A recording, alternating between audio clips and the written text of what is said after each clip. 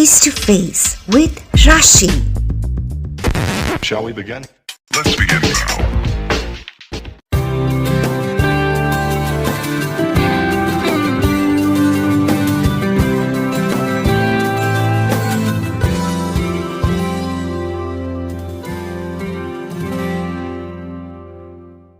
On Face to Face with Rashi, meet Subarna Sahni, a mompreneur, a leader, an Indian Covid-19 warrior fighting virus in U.S. Subarna Sahni is a leader, a mompreneur and a warrior. Her intellect and fortitude makes her extraordinarily exceptional. Her journey is vast. An Indian woman who migrates to a new country and flourishes, weaving her service towards community with compassion and dedication like a true Indian. Subarna was born in Lucknow and she spent the early part of childhood in Allahabad, which is Prayagraj now. She moved back to Lucknow in 1986. An alumna of Martiniere Girls College, Subarna pursued her business management from Symbiosis University. She also holds a Bachelor's degree in Kathak from Prayag Sangeet Samiti, Prayagraj. Subarna is an Indian publishing consultant guiding writers through the process of self-publishing based in New Jersey, U.S.A. She has more than a decade and 2 experience in sales, having worked across different industry segments from hospitality to media, joining the .com boom in India and finally settling with banking. Her last stint in India was with ICICI Bank in Mumbai in 2005, before following her husband, Mr. Sandip Sahni, to United States in 2011. She founded Morsels in Juices in 2014, an online publishing platform for South Asian women writers. Subarna spends her quality time volunteering with Lions Club International, world's largest humanitarian organization. She has held various leadership positions in the organization and is currently the president of a home club and also the district Leo chairperson in New Jersey. Subarna is a wonderful wife and an adorable mom of 2 young boys, Ronak 17 and Ruhan 12. Subarna is a compassionate, sensitive woman. She loves animals and she's too fond of her pets. She's also an active member of a township's municipal alliance for substance abuse. We welcome Subarna Sahni, an Indian COVID-19 warrior fighting virus in U.S. Wondrous is the strength of cheerfulness. Hello and a very warm welcome on Face to Face with Rashi. Well, there is a woman at the beginning of all great things, and today on our show we have a beautiful and a gorgeous lady who is spreading smiles everywhere. Well, her discretion and good nature, it's always been looked upon as a distinguishing ornament. Yes, she is courageous, vibrant and bold. Ladies and gentlemen, please welcome Mrs. Subarna Sahni from New Jersey, United States of America on a show, and let's connect with her. Hi Subarna, welcome on the show. I'm so happy and I was really excited to speak to you and to have you on my show. So how is life and how the things at your end? Hi Rashi, thank you for the kind introduction and the warm welcome. It is my absolute pleasure to be on your show today. Well, you asked, how is life? Well, I cannot really say that life is good because it is not, just not for me, but for everyone around us. We are living in some unprecedented and unpredictable times. Adapting to the new normal isn't easy for everyone. But I'm hopeful that it isn't going to be our future. Well, I'm also grateful that my family and my immediate family is not affected in any way and they're safe and they're healthy. And I continue to pray that everyone around us stay safe and healthy while we practice safe measures and social distancing.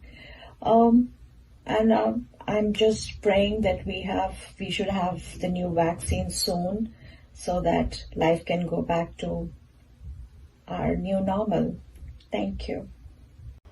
Subarna, of all the strengths, positive view of truth and duty, it leads to concrete action and positive concrete action, I must say. So as the world faces this grave pandemic, COVID-19, you've emerged as an Indian COVID-19 warrior who's fighting virus in the U.S.A, and we see your strength in your work. So please share with us, the kind of work you have done, that you're doing, the way you're leading your team, and what is the secret? What is the secret of that magical strength within you? Because indeed, needless to say, these are one of the gravest and the toughest times that the mankind is facing. Yeah. Thank you for that question, Rashi. Intent is the key here. My intent to be of service to my community, to my Lions family, and to my friends pushed me to take on service projects that could help people during this pandemic. I'm fortunate to be associated with some wonderful service-minded individuals who are also my friends, who came forward, collectively to serve during this time of need. We were involved in assisting our essential services workers and our frontline heroes by making handmade masks and head scrubs, donating food to our local food pantry, organizing a community drive to collect non-perishable food and supplying it to our social services and our local food pantry. We also supplied homemade food to funeral home workers. Funeral homes were overwhelmed in New Jersey and New York area. And when we talk about essential service workers, we only think about our hospital staff, nurses, doctors, but we saw there's another side of essential services workers. Those are people who are funeral directors and those who are working in funeral homes in this time of crisis. And they were overwhelmed, and they were doing 16 to 18 hour shift at one point in New Jersey, New York area. And there weren't enough funeral homes were licensed to perform these funerals. So there is a backlog, and there were so that was a mess. Obviously, I don't really want to delve too much into it, but yes, those were the people. We also thought about them, and we felt that they needed our assistance as well, and we stepped in when we found somebody who said, we need your help, and we just went ahead and helped them. So yes, it was a collective effort.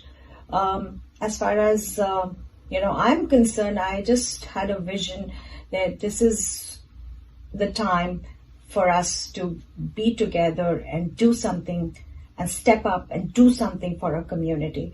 And I was able to channelize my vision through a collective team effort, and our team did it. And I'm very proud that I'm a part of Lions Clubs International, who gave us this opportunity to be connected and to give us a platform that we could do community outreach and mobilize resources at this time of pandemic. But yes, to answer your question, intent is the key, and I derive my strength only from my intent. Absolutely commendable, brilliant. Subarna, your journey in miles, your journey in experience, if we see, absolutely vast, right? And it's such a beautiful coincidence that I am in Prayagraj, and you also spent your early part of your childhood in Allahabad, which is now Prayagraj, and you also hold bachelor's degree in Kathak from Prayag Sangeet Samiti. So yeah, that must be having very fond remembrances of the city, and it really makes us feel nostalgic about it, because that's a deep connection that has come out, and it's a beautiful coincidence and surprise We would just, people who are listening to you at this point of time would be very happy to know, what all memories you have of this beautiful Sangam city. About Allahabad, my memories, I have very fond memories and remembrances from that city. Allahabad is etched in my heart. Believe me, I was just 2 years old, when I moved to Allahabad. So basically, I was born in Lucknow and my dad got transferred to Allahabad, and that's how I moved to Allahabad. And my entire, childhood was spent in Allahabad. So my entire formidable years of learning and education was in Allahabad. And Allahabad was considered a seat of learning, and I'm very fortunate to have lived in that city. Some great politicians and some literary giants have come out of that city. That the city has unique history. And of course, one of my fondest memories are, going to civil lines and watching my first English movie at Palace Theatre, having dinner at El Chico every weekend with my family. My father would take us to, Hanuman Mandir, or I think either we go to Hanuman Mandir on a weekly visit and then go to or Hathi Park in winters, and then go for a family dinner at El Chico. I believe El Chico still exists. I saw a couple of posts coming out of Allahabad saying that El Chico still exists, and I think it was at that point in time one of the only fine dining restaurants probably in that area. And I remember the opening of a unique concept restaurant called RR Meals on Wheels, which was just a food truck. I don't know if some of your listeners would remember in early 80s, there was something that, it was a concept restaurant it was a pop-up restaurant basically. And there was, and right now, those are the things when you go to New York City and you learn about pop-up restaurants, that was actually a pop-up restaurant that would come. It's a food truck that would come on a weekend and park at one of the parking lots. And if I'm not mistaken, it was the parking lot of we had that across Palace, behind Quality Ice Cream. There used to be a Quality, at that time you had the Quality Ice Cream shop, which you would go and buy a soft cone ice cream, and it was right behind that. There was a booksellers, and in that parking lot they had their, they would bring in their truck, and first of its kind to sell burgers. They were the close to authentic burgers we would get, and I think they had mutton burgers and they had chicken burgers and they had veggie burgers. So it was more of like burger joint and pizza. I think they had started serving later on, and all kinds of different kinds of fries, and French fries was a concept. Burger and French fries, I think that was the thing that they used to serve. Oh my God. And that was unheard of in that city at that point in time. It was cool. And then chart at civil lines, and you had a couple of stalls of chaat walas who stand there and have chaat there. So all of those memories. Also, I have a very fond memories of growing up with friends in Allahabad. We are still in touch with a lot of friends. So when we never had an extended family in Allahabad. So it was like just our my mom, dad, just the four of us, mom, dad, and my brother and myself, and our friend circle, not my friend circle, my parents' friend circle, and their children were our friends because we were just like, so I understood the concept. I mean, they never called it a play date or play group at that point in time, but it was like an organized play date. So much later in life, I understood the word play date when, when I had my kids, but our parents probably didn't understand the word play date at that time, but they did have those dates with like, let's meet after my mom and her friend would meet and we would play. But the good part is that they are a family now and we've stayed connected, and those bonds that we created then last. You are listening to Subarna Sahni on Face to Face with Rashi. Lovely. And then you moved to Lucknow, your schooling, then your professional journey began, over a decade and two, and more experience in sales, different industry segments, as I got to know, right from hospitality to media, and then moving to US in 2011, spending your time volunteering with the Lions Club International. It's the world's largest humanitarian organization. So I see it as a big transition, right? So what led to that big transformation within you? Do you see yourself as a transformed being? And did it happen that your dreams, as you kept on achieving your dreams, your vision of life, started to grow, started to appear before you more wider, more clearer, and with more light, as you see your vision? To answer your question, I mean, so yes, I moved around in India, and it was like it's not really, I don't see myself, there's been a huge transformation, but I will say that with every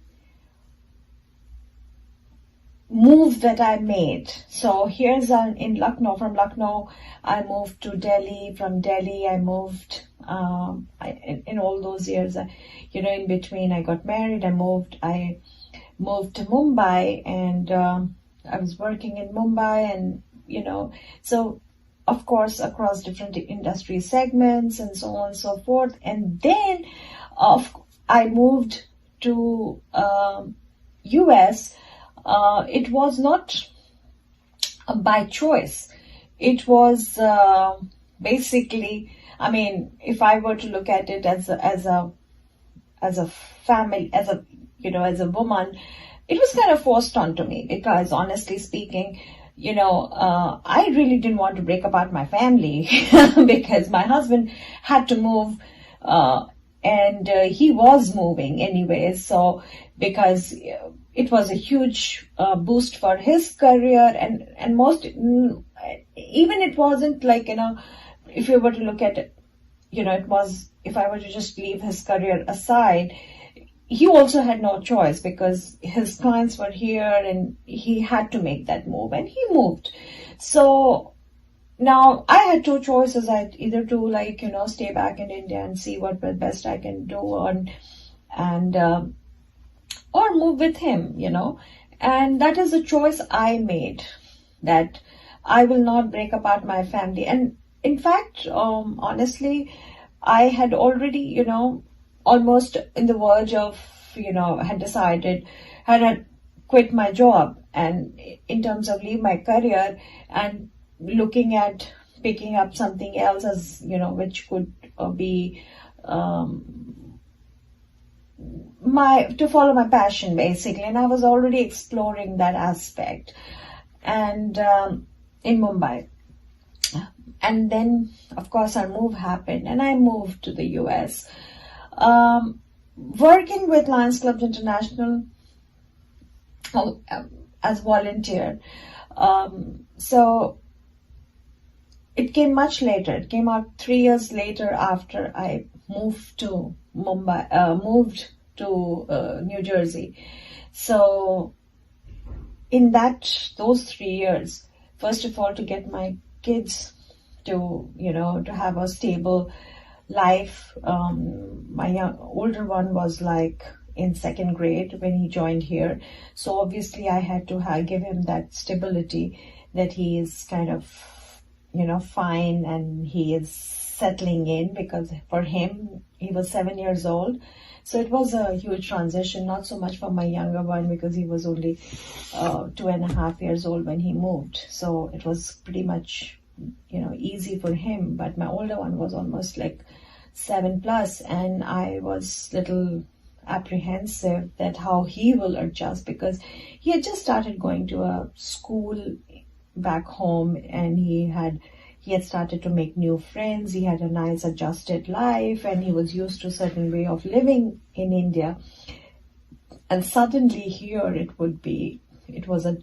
was absolutely different lifestyle, and not necessarily a better lifestyle. I'm saying in terms of lifestyle. The lifestyle that I had in India, and I had friends who would visit from said, I'm living an American dream in India. Unfortunately, that dream, of course, everyone dreams of having having 2 maids, 1 driver. I had that dream. In India. Yes, a transition. In that, yes, I made that transition, and I had to transform myself to adjust to that new life. Not really for a better life, for sure, which for other people who have been, who got married and who went there and never experienced that life in India, or may have gone there to start their careers, it is a different experience for them. For me, it was a different experience, totally. It was an experience that, I left a full-fledged life here, and I had a battery of people assisting me and helping me. And from that lifestyle to doing everything on your own and being independent and so on and so forth, being in terms of not having any help and doing things on your own and manage, it was kind of, it was a big transition to me in lifestyle. But when you talk about transformation within me in terms of enlightening or becoming a volunteer in a social, it was at that point in time, it was my need, because my need was to move out and be productive and give back to the community, because I had been there, done that a lot. You are listening to Subarna Sahni on Face to Face with Rashi. Tremendous indeed. Subarna, you're a beautiful wife, and a very warm regards to your husband, Mr. Sandip Sahni ji, and you're a cute mom of 2 lovely boys, 2 young boys, Ronak and Ruhan, right? So love to both of them. God bless them. Now, as a parent, managing home, then striking a balance. It's a question that comes to every woman, who is working and who's also managing home. And so striking that balance between your work and home, then your community service. Now, that's the entire charisma that I'm sure, and it's a fact, that's inspiring many women around you. So what is the secret? That's one. And secondly, how your husband and your kids, they enable you to carry on with your work and with your mission in life. I think work-life balance is actually it's a question for every working parent. So it's irrespective of you're a man or a woman in today's day and time. I think work-life balance is a key, and most people struggle with it for sure. But more so for women, yes, you are right. For me, it's a little less challenging, because what I have done is I took my passion, I made it into my work. So I started this company, Morsels and Juices, and so it is a platform for South Asian women writers. It's curated work for South Asian women writers, which I started in 2014, and so that kept on going. I mean, that has now evolved into something else, which is more like doing beta reading and manuscript editing, and and I become an independent consultant for independent publishing. So I can take work at my own pace. I really don't have to I work from home, so it gives me the flexibility. So to juggle between my PTO work and my school, my children's school, and whatever the household needs would be. But yes, I will agree, if I have tremendous support from my husband. Sandip has been a great father and a great husband, because he he takes a lot of pressure out of me, because I am, in our family, it's not that I have to be in the kitchen to cook all the time, because he's a great chef, he's a qualified chef. So if I'm not there, it's not that there won't be food on the table. So I can travel. Like I have traveled for for lunch, attending conferences and forums. So I have traveled, and I travel with sometimes, and it hasn't stopped it doesn't stop me, or it doesn't bother me. It's because I know he can take care of it, and between the two of us, I think without his support, I would not have been able to, and do my community service as well. And it takes two to tango. So we keep a balance between the two of us. Our priority is that our kids should not suffer, and that's how we roll. So keeping our kids in the center, and they're our universe, and we both have our aspirations, and we both have our own needs. We kind of manage each other and help each other grow, so that no one kind of suffers at the end. So he lets me be when I have to be. I let him be when he has to be, and that's good.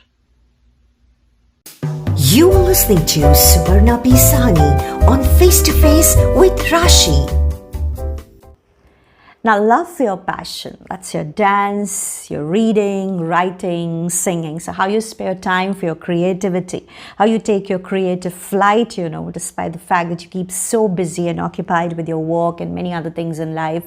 And I guess you love cooking too, is it? Cooking? No. I don't know where did you get that from, but I really, I won't say I'm a bad cook, but it's not that I'm very kind of, and I have a passion for cooking. Whatever, I have very limited, skills, and but whatever skills I have, I'm pretty good at it.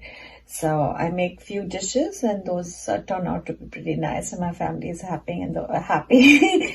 However, there's a huge competition in my family, because my husband's a great chef. He's a qualified chef. So, of course, my kids are always like, they get food from best. They are basically always like trying new things, and that comes from the dad, who loves to experiment with food, and he can whip up something just like this, and it's like a chopped kitchen in our family all the time. So yes, I enjoy cooking, but I am not as good as my husband is. So even some of my basic skills, like, you in a regular, you would cut onions. So he would he taught me how to cut onions in a proper, like in a chef style, like how would you do it in a culinary school. So there is a different way of cutting and chopping and slicing and, even cutting potatoes in equal cubes. How do you get those cubes to be in perfect shape? Oh, because he believes in that perfection, because then his logic is, of course, every slice will have uneven cooking time, so you need to cut them in equal size and so on and so forth. So all those basic cooking timing skills and all of those skills I've learned from my husband. What vegetable takes to, even for that matter, I had no experience and no one taught me this particular. A potato will take more time than if you put an eggplant, and you're trying to cook an eggplant and a potato, and which one would take more time or which would take less time. So just basic cooking skills, but I had no idea about doing all of that. But yeah, you asked me to cook non-vegetarian stuff, and I'm absolutely good with it, and I make a mean fish curry. I make awesome mutton curry. I love my non-veg food. I also make kebabs. But there are certain things. But if you want me to experiment, do Italian and Mexican and make you have to, if you have to bring every kind of food to home, that is my husband. He does that work. So that way I'm lucky, and my boys are also very lucky. We get to eat good food, and I'm thankful that I'm married into a family who enjoy food as well. Music, creativity, it's all part of our lives. My father, I remember, used to buy us, in those days we had vinyl, right? So, we call it vinyl, the EP and the LP, the records, yeah. So, I remember him bringing us vinyls, from his travels to different states, especially to Kolkata. HMV had a big showroom in Kolkata, and I know he would go there and he would buy us a bunch of vinyls from there and bring it to Allahabad when we used to be in Allahabad, and we had all sorts of EPs and LPs growing up, listening to them. Mehndi Hassan, Ghulam Ali. We had even Kishore Kumar, the best of Kishore Kumar and best of Manna Dey and best of Salil Chaudhary. So those are all of my creative, musically, of course, music inspirations. So I've pretty much enjoyed Hindi music. Rabindra Sangeet was also a very big part of our lives, but yes, my mom was more into it, and we also had a good collection of Bangla music, Rabindra Sangeet vinyls, listening to them as well. And then as I grew older, my influences were Nadia Hassan, Zohaib Hassan, Boney M, and then ABBA. And then I moved to, of course, in our school days, because we had Wham and we had, Madonna, and listening to all of those was, I had Cyndi Lauper's. Yeah. Okay, you are firm and resolute, Subarna, and of course, you've achieved many dreams, right? But yes, you have a dream yet to achieve, and you definitely have a vision that you see as reality happening. So may we know about your dream, yet to explore, yet to achieve, and your vision in life in times to come? My dreams and my visions. That's a very loaded question, Rashi. So, my dreams that are yet to achieve, I want to see, one of my dream is to actually have what I started as morsels and juices. I really want to see that I can take it to the next level. That is one of my dream, and that next level is something that has been drawn in paper, but I have to make that a reality. So yes, and that involves creating an app and a few other things which I am kind of right now working on, so that I can, what I had with morsels and juices, the kind of support that I had from writers from different parts of the world, and the kind of success that we got in a very small amount of time, and the support that I see there is a need for that kind of a platform. And so I have my vision very, there. It's very, I have my vision, but it also needs a lot of work, and which at this point in time is also like my work is also is like we need a huge investment. So yeah, there are a couple of things that I'm working on at this point in time, which I don't know that I'll be able to share at this point in time. And for a larger vision in life, I think I just want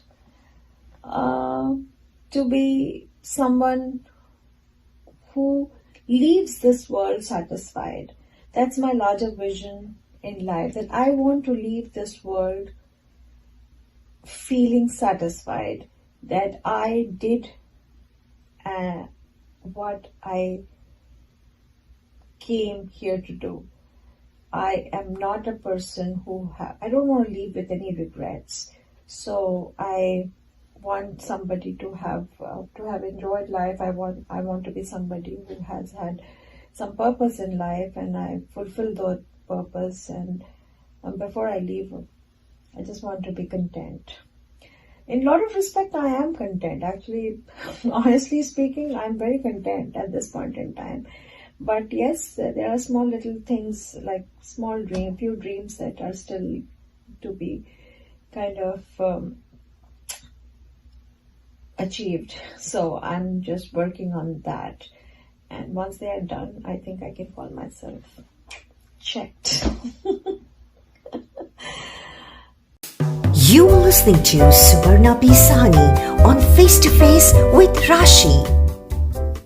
Subarna, you're wonderful and gorgeous everywhere. And thank you so very much for being on the show, for being on Face to Face with Rashi. Thank you so much for giving your precious time to me, show, channel, and of course, a wonderful audience. I wish you and your family lots of good health, happiness, peace, and success. And before we wind up, may we have your message for our wonderful audience, and especially the women around who would love to listen to you. So your words of strength for them. And with that, we close. Thank you one more time for being face to face with me. Thank you so much. May we have your message for our wonderful audience, and we are all ears for you. My message to all your women audience would be, just be yourself, speak your truth, never sell yourself short, and find your voice and make your voice heard. It's important as women we make our voice heard. And thank you, Rashi, for having me. It's been a great pleasure and an honor to be on your show. Wish you all the success. May you continue to grow. May this show be a huge hit. And thank you. My dear people, on Face to Face with Rashi, our celeb guest was Mrs. Subarna Sahni, an Indian COVID-19 warrior fighting virus in U.S., a superwoman and a global inspiration for women across the world. So thank you so much to Mrs. Subarna Sahni for connecting with us from New Jersey, United States of America. And thank you so much, dear audience, for joining us. Take good care of you. Bye-bye and God bless. See you. Bye.